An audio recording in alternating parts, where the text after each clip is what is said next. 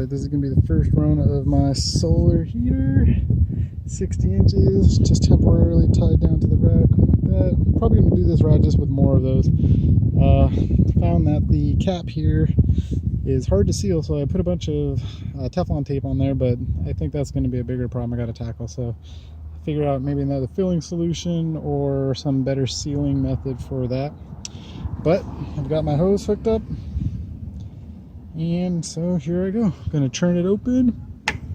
All right, and I've got it to about 10 psi. Let's see how this goes.